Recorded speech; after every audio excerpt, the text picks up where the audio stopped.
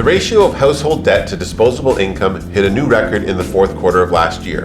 Statistics Canada says the ratio rose to 165.4% in the fourth quarter, up from 164.5% in the third quarter. That means Canadian households on average held $1.65 in debt for every dollar of disposable income. Much of that new debt came in the form of mortgages. Many people tell us they would love to pay down their debt or get rid of it altogether, but they aren't quite sure the best way to do it or where to start.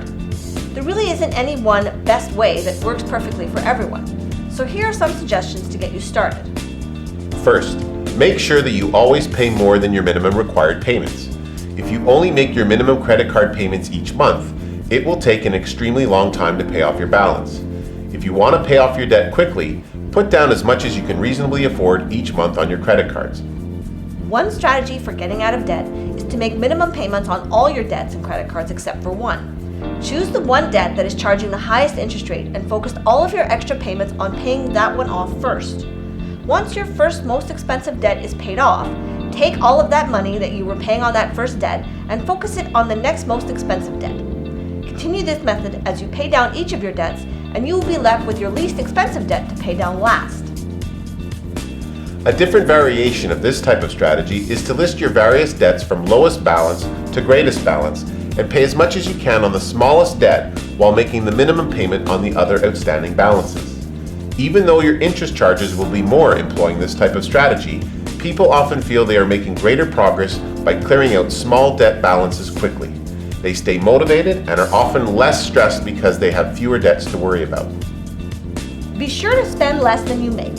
It sounds trite, but Canadians today are less inclined to save up for a particular item they may want. With access to easy credit, why wait several months to acquire that new TV or go on that family vacation when you can just swipe your credit card and have instant gratification? Most of us have wishes and wants that are bigger than our paychecks. If you want something, don't buy it unless you have the money. Also, see if your bank can help you consolidate all of your debts into one loan with one payment at a lower interest rate. This can be a helpful first step in getting your debt paid off.